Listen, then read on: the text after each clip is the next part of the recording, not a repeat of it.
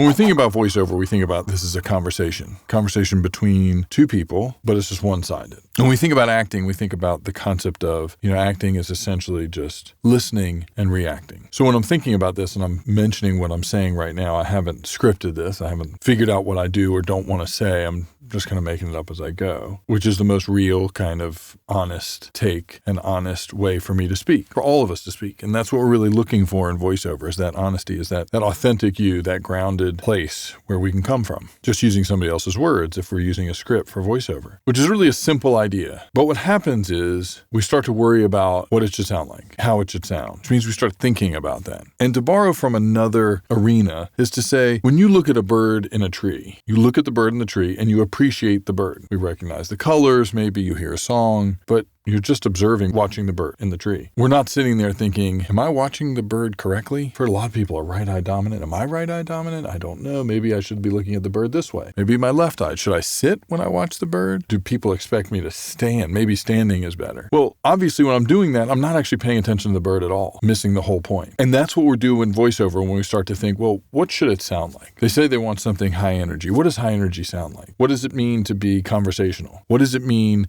to be, authoritative?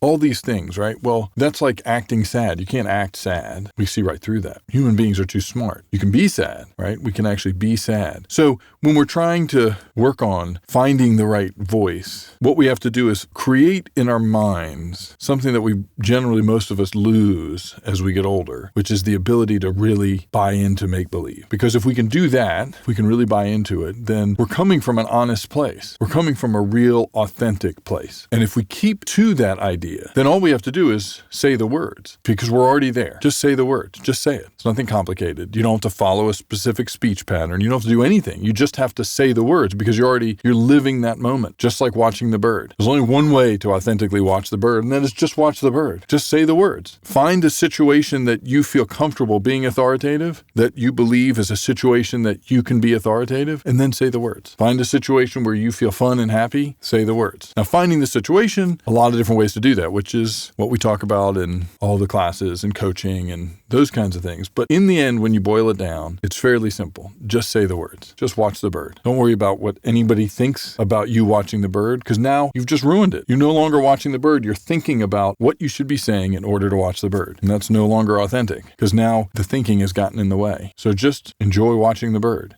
Just say the words. That's it.